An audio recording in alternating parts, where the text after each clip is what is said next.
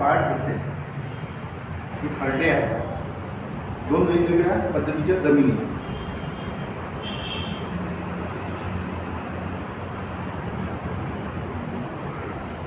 सुरुवातीचा याचा फायदा पाहतो म्हटलं तर ज्या आज जरी पाणी पडला तर उद्या आपण आपल्या शेतामध्ये वल चेक करतो म्हटलं ती वल राहत नाही.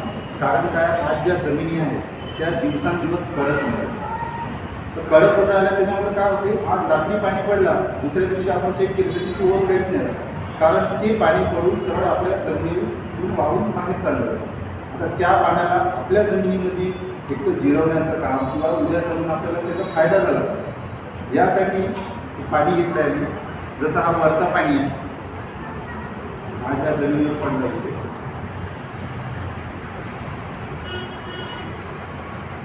हा दोन्ही ठिकाणी पाणी सेम आहे.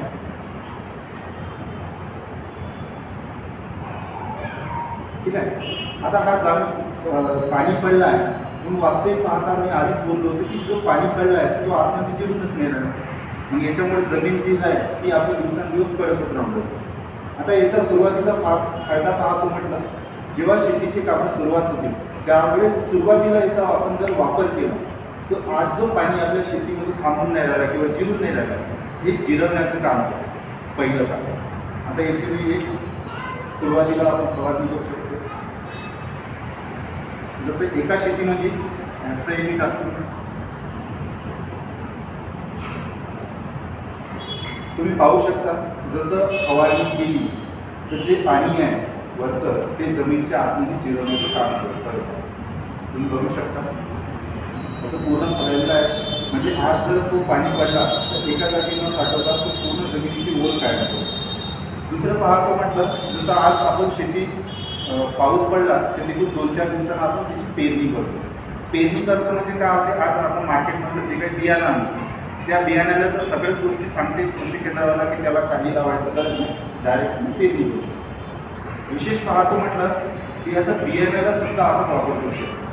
बियाण्याला वापर म्हणजे कसं आहे, आज जे मार्केटून आपण बियाणं आणतो त्या बियाण्याला घ्यायचं, जसं 1 किलोचं किंवा अर्धा किलोचं बियाणं असेल त्याच्यामध्ये 2 ते 3 थेंब टाकायचं. 2 ते 3 थेंब टाकले हा ते जे बियाणं राहते त्याला मिक्स करून आपण ते जे बियाणं आहे त्याला आपण पेरणी करू शकतो. आता याचा फायदा काय होतो, आज ज्या काही पिकाला आपण जसं निघत नाही पीक किंवा एखादे किडे मोकळे खाते किंवा उगवण क्षमता, ह्या सगळ्या गोष्टीसाठी त्याचा वापर आपण केला त्याची उगवण क्षमता कायम ठेवते, बियाणाला म्हणजे किडे मोकळे खाऊ देत नाही, असा पहिला फायदा. त्यानंतर दुसरा फायदा पाहतो म्हटलं, जसं झाड वर आलं तर त्याला आपण काय करतो, खत देतो. आता वास्तविक पाहता जे आपल्या मार्केटमध्ये खतं येतात ते खतं वास्तविक त्या जमिनीत मुरतच नाही. आणि दुसरी गोष्ट, ही जी जमीन होती कडक येण्याचं कारण खताचं प्रमाण. आज जे काही आपण खत देतो ते खत वास्तविक पाहता जमीन मुरत नाही. आपण याला खतामध्ये सुद्धा मिक्स केलं तर जे काही खत लागून राहिलं, एकरी जर आपल्याला 2 बॅग लागत असेल तर तिथं आपण 1.5 बॅगेमध्ये काम होऊ शकतो, म्हणजे खताची सुद्धा बचत करते. त्यानंतर पाहतो म्हटलं तणनाशक आहे. आज बऱ्याचशा गोष्टी आपण जसं फवारणीचा किंवा पाहतो म्हटलं तर मजूर लोक भेटत नाही, मग त्याच्यामुळे काय करतो आपण तणनाशक मारतो. तणनाशकमुळे सुद्धा आज जमिनी कडक होऊन राहिल्या. ज्या पद्धतीनं तणनाशकचा वापर व्हायला पाहिजे त्या पद्धतीनं तणनाशक तर होऊन राहिलं तर त्याच्यामुळे जमीन कडक येऊन राहिली. आता त्या तणनाशकमध्ये सुद्धा आपण याचा वापर केला तर जमीन तुमचं जे काही तण राहील ते तणही मारलं जाईल आणि सोबतच तुमची जी जमीन कडक येणार होती त्या जमिनीला नरम होईल. म्हणजे भविष्यामध्ये आपण याचा जर वापर करत राहिलो तर आपल्या ज्या पूर्वजाची जमीन होती त्या पद्धतीची ती जमीन करतो. तिसरा पार्ट, चौथा पार्ट पाहतो म्हटलं.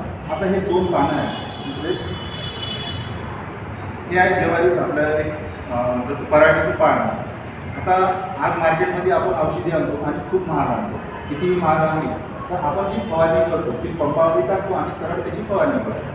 विशेष पाहतो म्हटलं तर पानं असे राहते पराठीचे, या साईडला आपण फवारणी करतो पण किडा कोण्या साईडला राहतो, मागची साईडला.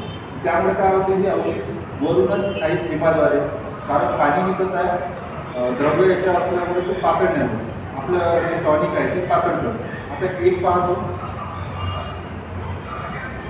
एका याच्यात टाकून म्हणजे फवारणी करतात साधीवर.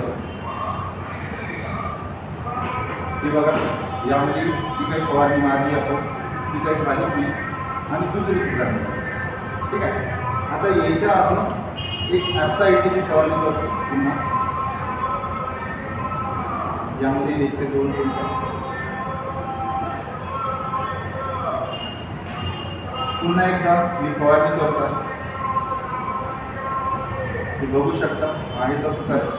आणि दुसऱ्या याच्यात बघतो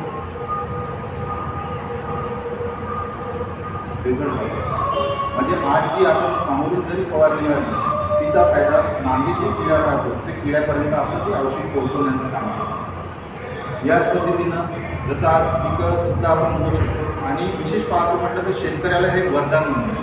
दुसरी गोष्ट आज पाणी मी आधी सांगितलं पाणी कमी होतं कधी जास्त एखाद्या ठिकाणी जर पाणी साचून राहिलं त्याला आपण पानबसन म्हणतो किंवा चिबाड म्हणतो वेगवेगळ्या भागामध्ये वेगवेगळं तर त्या ठिकाणी आज उत्पन्न नाही होऊ शकत.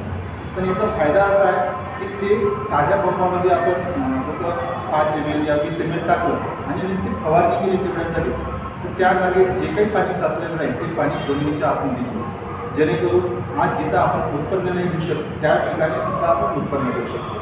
जसं दिवसांदिवस कोळकिडा बरेचसे शेतकरी म्हणतात का माझी मते पराठी उडून पराठी म्हणा या तूर म्हणा ती बुडातूनच चालली जाते म्हणजे वाढून जाते त्याला उधळणं म्हणतात.